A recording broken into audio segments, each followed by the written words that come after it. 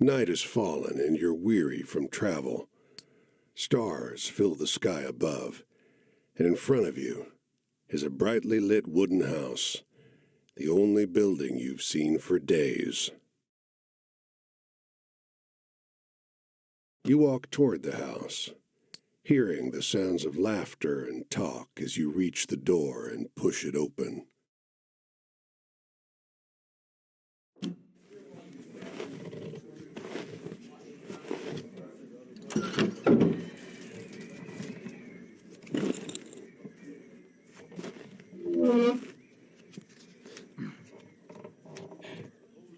You sit down and join the game. It's a cheap buy-in, and not many of the other players are very good. The lady fiddling with dice gets good cards, but has no real strategy. The man to your right seems to just hold on to the highest cards he has, regardless of suit or any consideration of matches.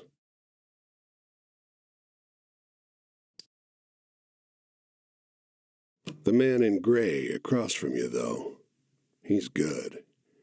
He already had the largest pile of coins when you bought in, and while your winnings grow quickly, you can't quite catch him. One by one, the other players leave the table, sometimes with pique or with wry humor, leaving their winnings with you or the man in gray.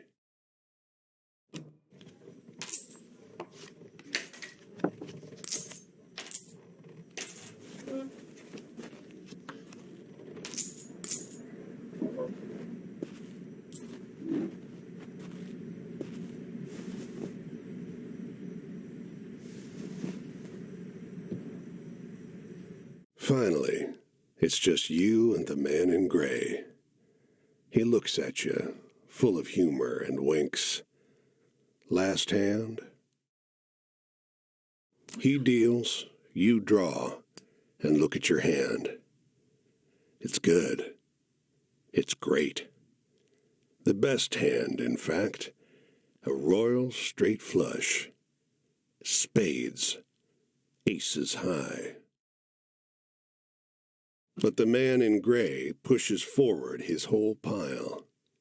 You're not sure exactly how much it is, but it's more than you've got. You can't match that. The man in gray stops you.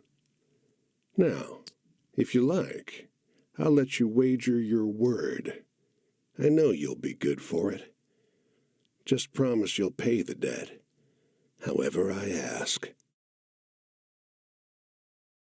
Yep, 10, jack, queen, king, ace. All spades. The man in gray smiles. All right, then. I'll call.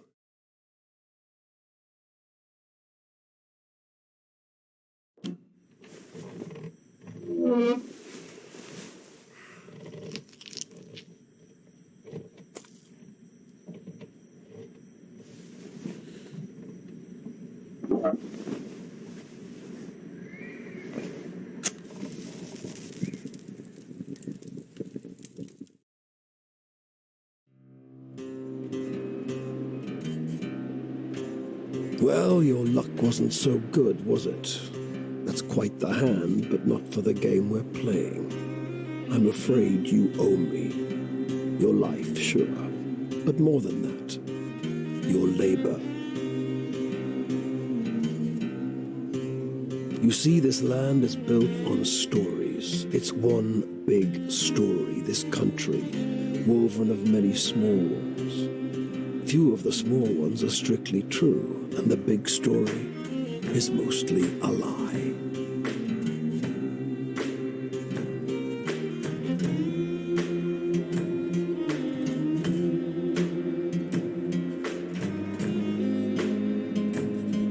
All the stories and songs and myths and legends start somewhere, with a seed.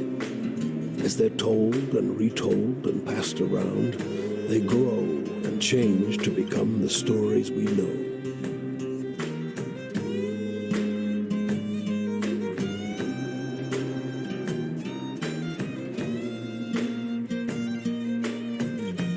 pay your debt to me, you'll be carrying stories, finding the seeds first and then spreading them, telling them onwards so they can begin gaining strength. This is no light task. Stories are heavy. Most of the stories you'll find will be small seeds. They might be true, but they'll grow wild and unbelievable with the telling.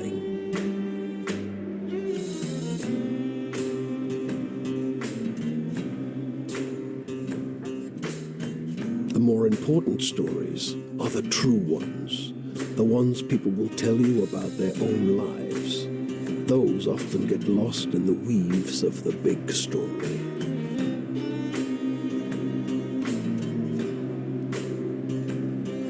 The more true stories you can find and tell, the more you can weave that truth into the big story. Tarnish it a bit, perhaps, but isn't a dingy and battered truth better than a shining lie?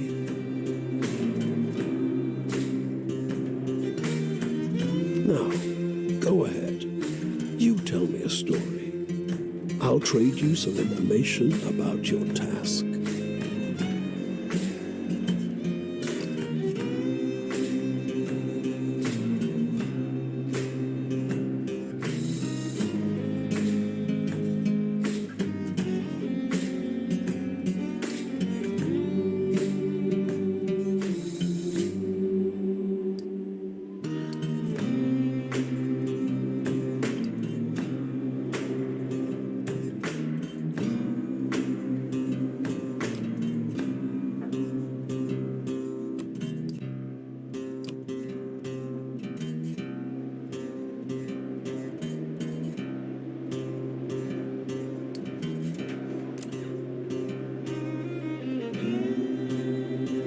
I'll strip away your flesh to make the journey easier, but still you'll feel pain.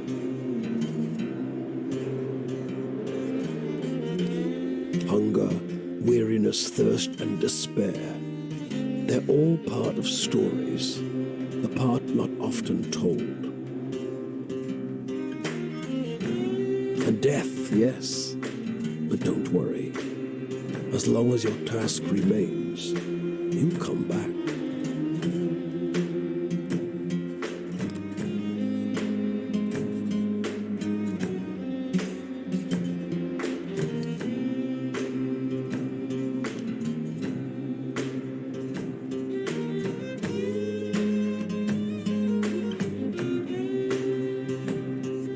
Travel, that's your job. Wander from place to place, gather those stories and spread them. People get bored hearing the same stories over and over. But an old cliché in one state might be a rip-roaring new yarn in another.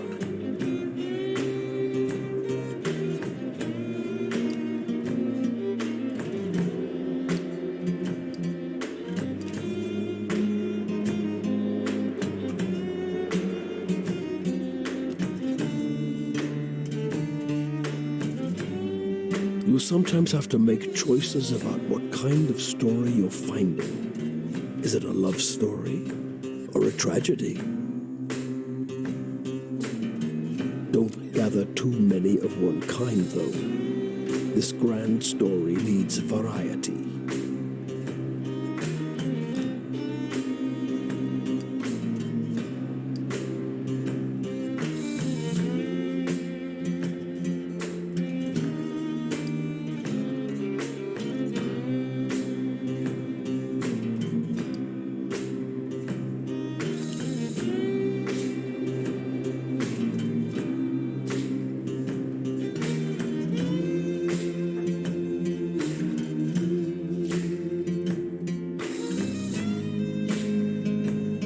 It's just luck.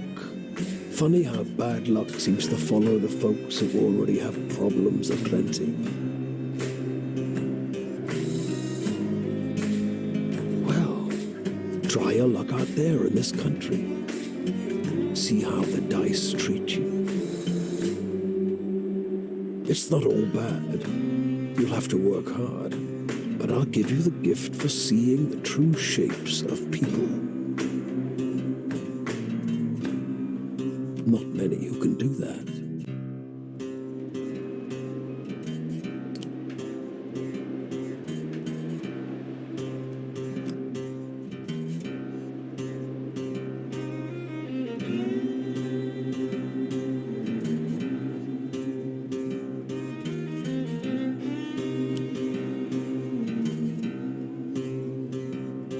Your deepest desires, your greatest wish, heaven, Big Rock Candy Mountain, El Dorado, the Promised Land, that place just over the ridge where they all say that the water tastes just like the sweetest wine. Well, I don't know where that is. It's supposed to be somewhere in this country. Ask the people you meet. They're all searching for the same thing. Go on your way, seeker. Maybe we'll meet again, or maybe not. Either way, it'll be an experience for you. I'm jealous in some ways. I hope you find what you're looking for.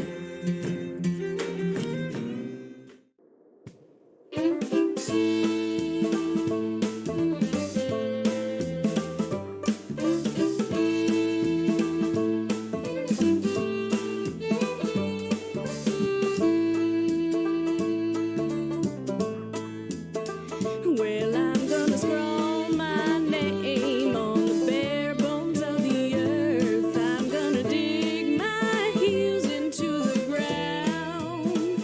'Cause when that ferryman come for to tally up my worth, I won't leave much behind to drag me down.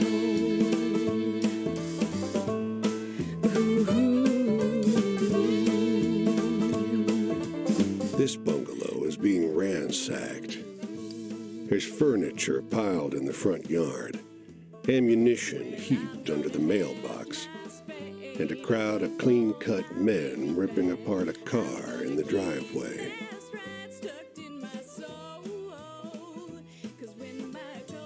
The two heavily armed, mud-caked women leaning over the porch railing share the same bored grin. One shouts at you. "Lend a couple innocent gals a cigarette?" You are about to hand her a smoke when those men draw pistols and shove you hard into the dirt. "You know these girls?" they demand. Once they've dumped your bag out into the road, they decide you're harmless. "If you were selling booze too, you'd have a lot more cash," sneers one. On the porch behind him, the two bootleggers are fingering their empty rifles, grinning in disappointment.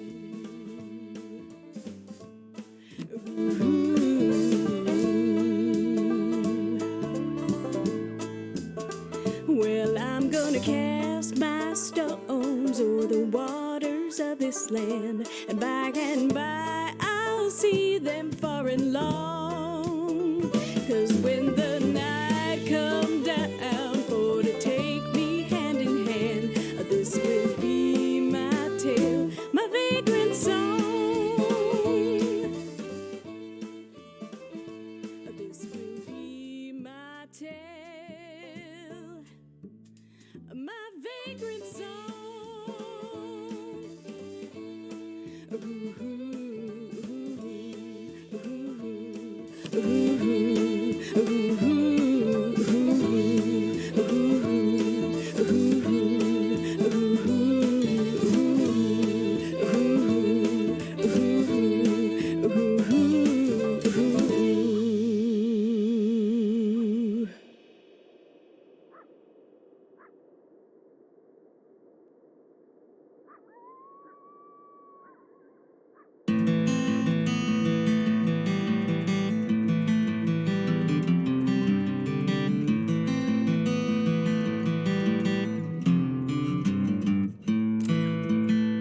Off the road and into the woods, You can't help but come across this package by the old tree tied to a sturdy stick. The cloth wrapping conceals, though not particularly well, something large and softly unsettled.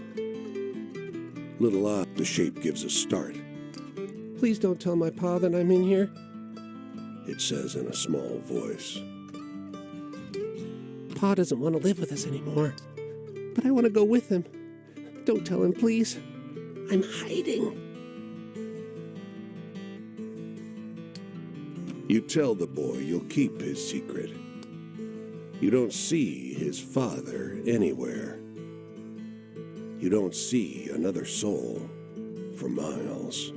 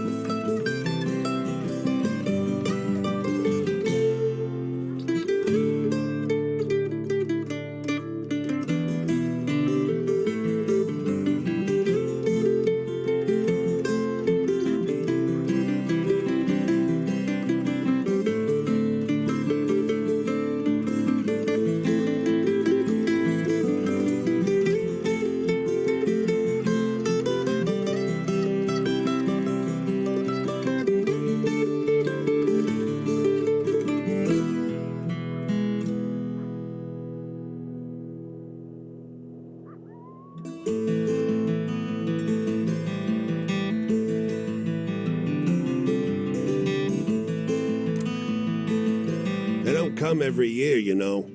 The old man is sitting at the edge of a rotting old pier, crooked legs dangling over the water. He watches a pair of seagulls preen and groom each other on a rock just off the shore. Just when the fishing is going to be good.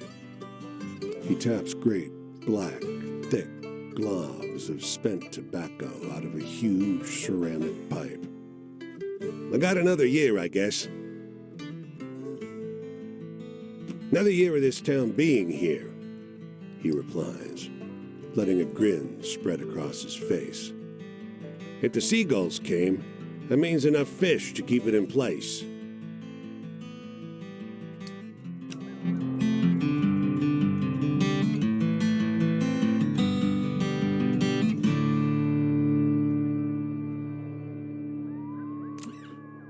The woman walks the small town square with the poise of Betty Davis, the confident stride and inimitable mannerisms elevating the sidewalk into a plush Hollywood carpet, and wrapped around her neck, a yellow velvet ribbon, bright as an ocean sunrise.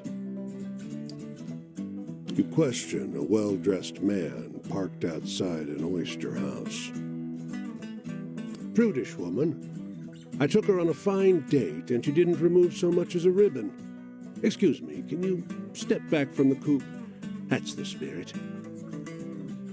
You decide to seek a second opinion. You talk with a waitress smoking outside a diner. Something funny about her. Just showed up one day. Doesn't work, doesn't live anywhere as far as I know. Just around. Myself, I'd love to know who made all her beautiful clothes. You ask the woman if you may join her at a public bench. You may. Lovely outside, isn't it? Her eyes are a beautiful shade of brown. Beneath the yellow ribbon, a thick, fibrous scar wraps around her throat. Weather like this, it reminds me of Paris.